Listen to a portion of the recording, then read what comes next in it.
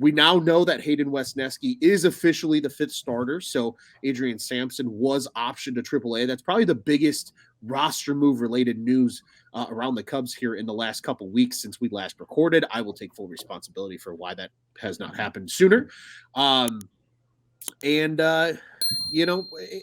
It's kind of fun because I feel like there's so many teams around the league that have guys that are making the roster that nobody expected, right? Like Volpe with the Yankees, their top prospect is going to make the opening day roster.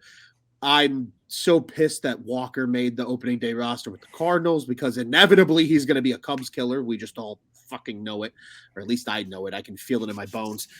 But, there's not really any of those kind of guys for the Cubs, right? Like they've already said Brennan Davis is starting the year in minors. Like there's not what was, Wesneski was probably the biggest one. But I think we as Cubs fans got to see enough of him at the end of last year where we're like, well, yeah, the dude should be on the roster. Like if he's not, it's not like oh, that's cool, he made it. It's like, no, we would be with pitchforks and axes if he didn't make it. So, guys, first off, let's start there. Reactions to the pitching situation here, Wesneski being the official 5th starter. Any thoughts and comments there?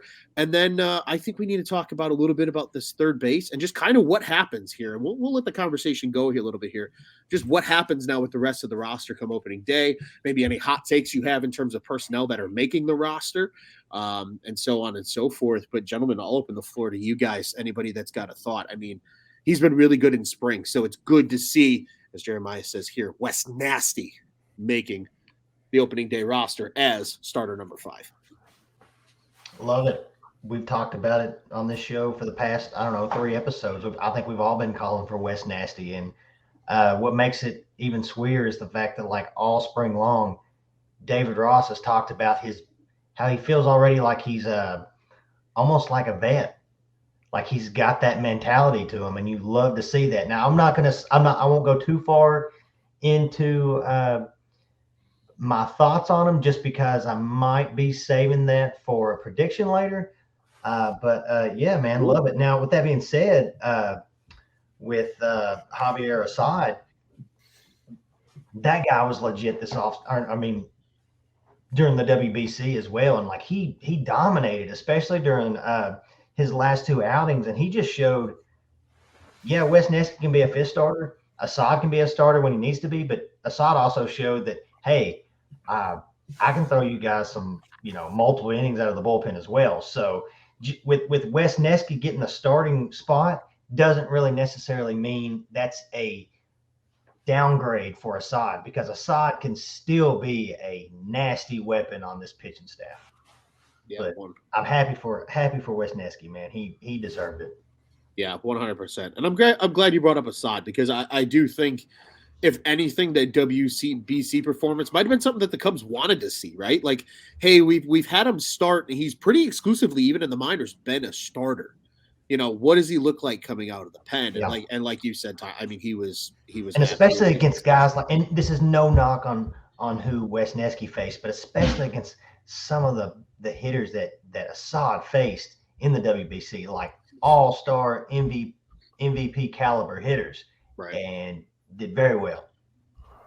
Yeah, 100%. Joey, any thoughts? Yeah, he definitely was like mowing through that USA lineup, so that was awesome to see with Assad. But we kind of talked about it a little bit beforehand. I'm wondering if they don't send him down though, for the reason that because he's one of those guys that has options, and if you want to stick with what you got right now, which you are as far as the 5-man goes, or for the rotation, if you want to keep him as a starting pitcher and see what he's got and stretch him out even further as a starting pitcher, you can do that now and put him in AAA and see what he can do, and then maybe call him back up. But I would love him out of that bullpen role too, because he's shown that he can do that, like you were saying, Tyler. But so deserving for Wesneski. I mean, yeah, he's got the all ceiling as far as any of those guys go in the rotation. So you look at what he's done this spring, and it's kind of funny watching just different people talk about the Cubs, people that cover the team and this and that, about how he needed to incorporate another pitch. And he really hasn't done that. as far as that goes this spring, but he has topped out at, I think 97 was his fastball, which that's an increase right there for the fastball. But a lot of those strikeouts are still coming on the slider because it's that fucking nasty. Wesneski.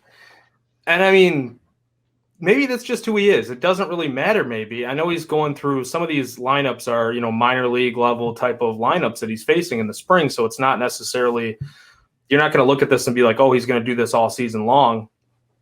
But who's to say he can't without incorporating another pitch? And it's not like he was specifically a 2-pitch pitcher last year. He did mix and match with the different variations of fastballs. So, I mean, I love it, man. I love it. I absolutely think that he could be the X factor in this rotation. If he really takes off and the staff stays healthy, I think this pitching staff is in really good shape from a starting standpoint. I've said it on the show over the course of spring training and even last year. If you don't let him on the roster, you pretty much announced to your fan base and to the team that the best 5 weren't going to be out there every day. And that's not fair to, guys who are trying to win this year. I mean, we're going to get into these predictions and talk about where we feel the team is at. But let's wrap our minds around the fact that those guys are going to go out every game this year and try to win it, and they have expectations to make the playoffs and see how far they can go. That's just what this team is going to have the mindset of, because that's David Ross 101, right? For guys like me and you, Ron, who sat and read teammate, followed David Ross really closely. He doesn't like to lose, and he likes to compete, and he gets these guys going. And with a young team like this too, with some sprinkled veterans in like Dansby Swanson, who know how to win, these guys aren't going to want to lose. So great for him and great for the organization to get it right and not put, the idea of setting him down and saying that he needs to work on the third pitch, because that can come with time. There is going to be a time, Joey, and I agree with you in some set, that he's going to have to figure out another pitch. And I think a lot for left-handed lineups. That's just my 2 cents on it. Mm-hmm. I could be wrong. I've been wrong before. But I think just good for the Cubs, and kudos to the Cubs for putting their team in the best situation for this year to start. And it's going to open up a bunch of conversations now that he's here.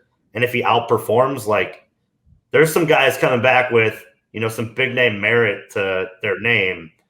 And we were talking about it off air with Kyle Hendricks. If everything goes smoothly, what do you do with him when he does come back? And it's questions like these that we start to have. And there's questions at the third base side. I think they're pretty set there. They can platoon pretty easily at both corner spots. But yeah, good for the Cubs for giving Hayden the opportunity to start this year, because he absolutely he's deserved it and earned it. And let's see how far this guy's career can go.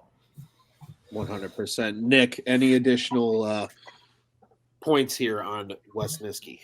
Heck yeah. I 100% agree with Juice on that. It's a refreshing thing to see that the Cubs are showing their fan base they want to win.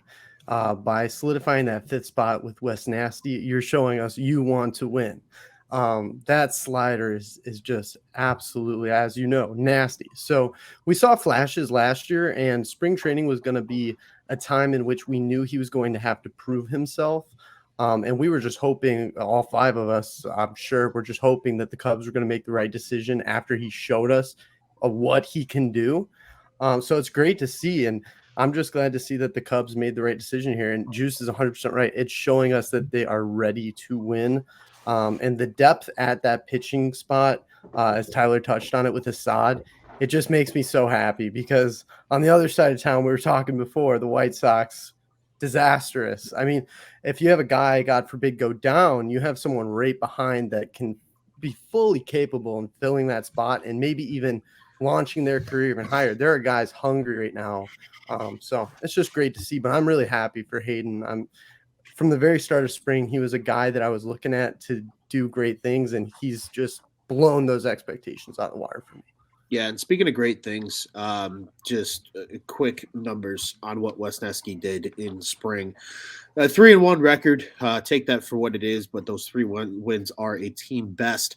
A 2.12 ERA, which is among the best on the team. He made 5 starts, mind you. 17 innings pitched. The only player to pitch more innings was, ironically, Adrian Sampson. 13 hits allowed in those 5 games, but only 4 earned runs, 6 walks, and he led the team with 22 strikeouts in spring. There is nobody within 5 of that. Tyon was number 2 with 18 in 4 starts. So he went out and proved it, right? Like, this wasn't just, hey, all 3 of the guys for the 5th starter spot weren't great. He was just the best of them all. I mean, he dominated. He was unreal in spring. The only outing I can really think of that he got beat up a little bit was that Dodgers outing. And even then, he still didn't pitch atrociously by any stretch of imagination. So